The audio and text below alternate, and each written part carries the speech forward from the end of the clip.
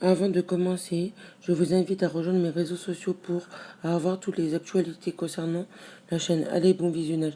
Salut l'équipe, c'est Mel Debref. Avant de commencer, je vous rappelle que vous pouvez vous abonner, que c'est totalement gratuit, ça aide énormément la chaîne. N'hésitez pas non plus à liker la vidéo et la partager autour de vous. C'est vraiment un super soutien pour moi. Un match face à nos amis bordelais sans l'équipe type, donc sans Mercer, sans Awa, sans Moroy, sans Marco Toleng, sans Ratez et sans Serfontaine, ceux qui font qu'on s'est présenté avec une équipe amoindrie. Forcément, une rencontre très déséquilibrée sur le papier. En plus, une équipe de Bordeaux qui s'est présentée avec son 15 type. C'était mal connaître l'état d'esprit formidable de nos six, démontré par notre équipe, qui avait décidé de ne pas se laisser faire. Et le moins qu'on peut se dire, c'est que nos six ont vite démontré leur qualité.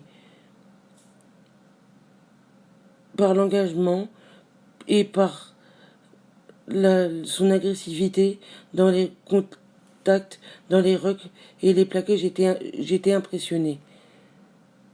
Nos six, à l'instar des thèmes distribués par Florent Verhaeghe et Dakuwaka, j'étais impressionné par l'insouciance de Massilivu Dakuwaka qui ne s'est pas laissé faire, ni marcher sur les pieds. Au début, que vous avez pu sentir, même à travers vos écrans, vous avez pu sentir quelque chose de surréaliste qui était en train de se passer à Chabon-Delmas. Les minutes passaient et nos six faisaient plus que tenir. Ce qui menait la cadence, c'était ceux qui mettaient la pression sur la deuxième équipe du classement, l'UBB, devant leur public, à qui leur match était dédié. Le souffle de ce qui est clairement montpelliérain est bien servi. Anthony Boutier en taille de patron, même en inscrivant un essai, le mouvement est d'abord parti de Henri Thomas qui trouve de l'avancée, passe le ballon à Florent Verhaeghe, limite au passage à vide pour éviter de fixer les Bordelais. Et la vista d'Anthony Boutier fait le reste. C'est à ce moment que j'ai commencé à y croire.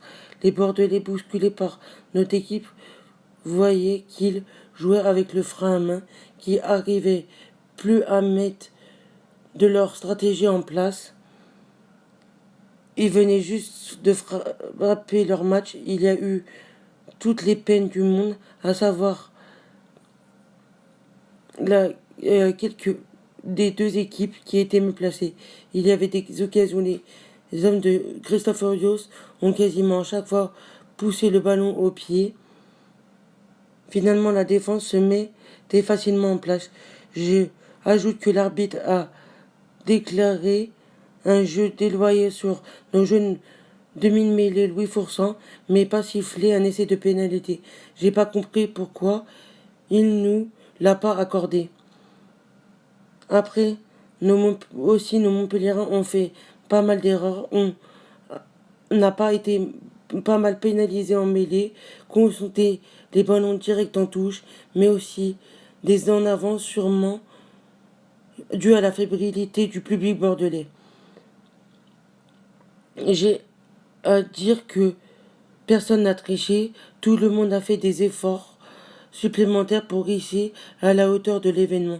On atteste la manière dont notre défense s'est accrochée en muselant les ailiers bordelais qui ont notamment été redoutables. Sur chaque ruck, j'ai trouvé qu'on a été costaud.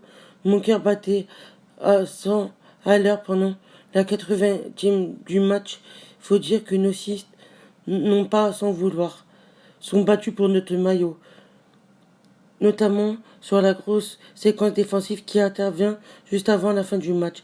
Sérieusement, la B13, quand j'étais au stade samedi, j'étais vraiment malade. J'ai l'impression que Pierre Brousset avait tort, c'est la défaite de notre équipe.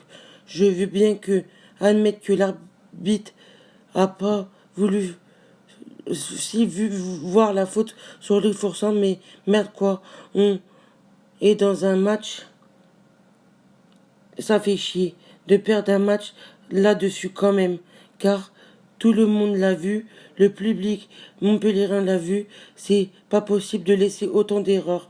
Voilà, pour moi, c'est la fin de ce débrief. À la prochaine, n'oubliez pas que chez nous, le rugby, c'est une coutume, et surtout, allez le MHR.